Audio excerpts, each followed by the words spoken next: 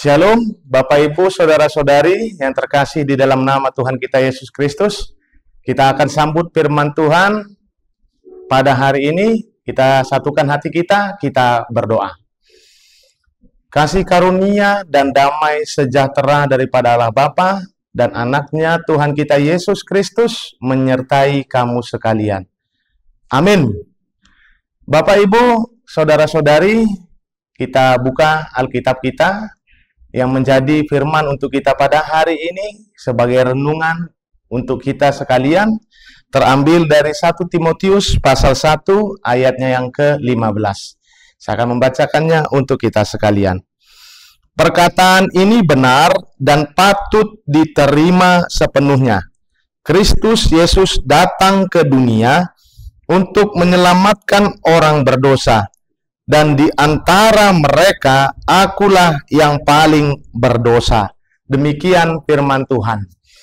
Bapak, Ibu, Saudara-saudari yang terkasih di dalam nama Tuhan kita Yesus Kristus, kita tahu persis cerita kisah dari Rasul Paulus.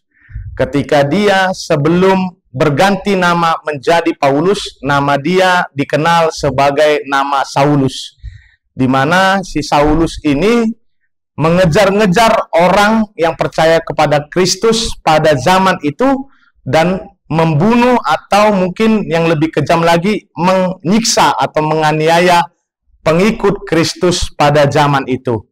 Akan tetapi kita tahu juga persis cerita dari Rasul Paulus. Ketika itu dia ditangkap oleh Tuhan kita Yesus Kristus dan firman Tuhan kita Yesus Kristus mengubahkan hidupnya sehingga dia mengganti namanya dari Saulus menjadi Paulus.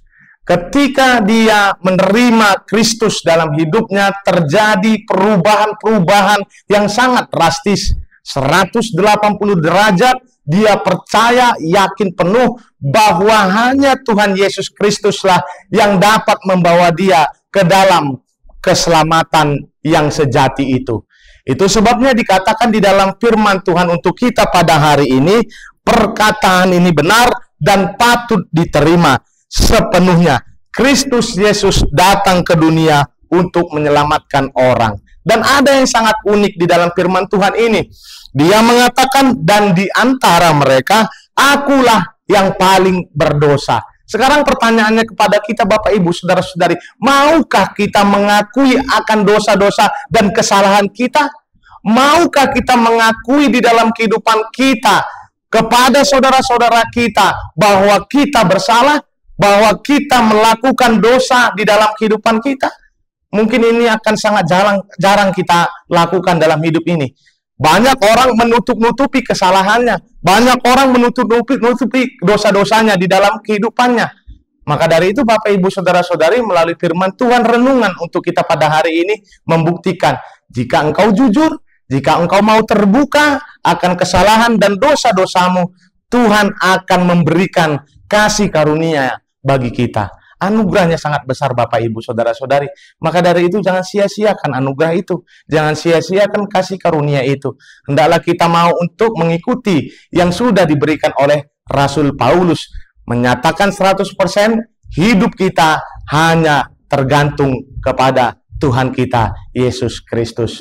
Kalaupun ada banyak ajaran-ajaran, aliran-aliran yang mengatakan banyak jalan menuju Roma, dan orang aliran lain itu mengatakan banyak jalan menuju surga keselamatan selain dari Tuhan kita Yesus Kristus.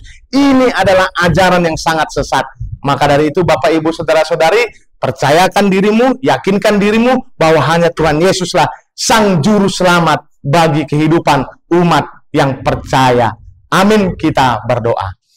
Allah Bapa kami yang bertata di kerajaan sorga, yang kami kenal di dalam diri Tuhan kami Yesus Kristus, terima kasih buat berkat-Mu yang melimpah dalam kehidupan kami ini Tuhan, sehingga kami dapat merasakan anugerah penyertaan-Mu Tuhan di dalam hidup kami ini. Seperti firman-Mu Tuhan, Engkau telah menangkap Paulus, sehingga dia mau untuk merubah hidupnya 180 derajat dari perlakuan yang jahat menjadi perlakuan yang selalu melakukan hal-hal yang baik. Karena dia tahu Tuhan, anugerah keselamatan itu hanya datang daripada Engkau, Tuhan kami, Yesus Kristus. Maka dari Tuhan kami percaya 100% bahwa keselamatan hanya ada pada diri-Mu, Tuhan. Kami sampaikan kehidupan kami seluruhnya, jemaat-Mu HKBP Rawalumbu, dan seluruhnya jemaat-Mu HKBP yang ada di dunia ini, Tuhan, hanya ke dalam tangan pengasihan-Mu. Kaulah yang memberkati kami selalu, Tuhan, di dalam setiap pekerjaan kami. Jikalau ada di tengah-tengah kami yang dalam keadaan sakit, kurang sehat, Engkau mau untuk jamah tubuh mereka, Tuhan.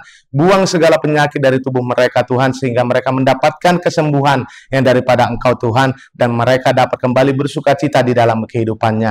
Jikalau ada di tengah-tengah kami para jemaat-Mu, Tuhan, yang menghadapi pergumulan yang sangat berat, Tuhan, gendong mereka, Tuhan, sehingga pergumulan itu terasa ringan, dan mereka dapat menyelesaikan setiap pergumulan mereka, karena solusi yang terbaik telah Engkau berikan. Kami manusia yang tidak luput dari dosa dan kesalahan, ampunkan itu, agar kami layak berada di hadapan-Mu. Di dalam nama anak-Mu Tuhan Yesus Kristus, kami berdoa dan mengucap syukur.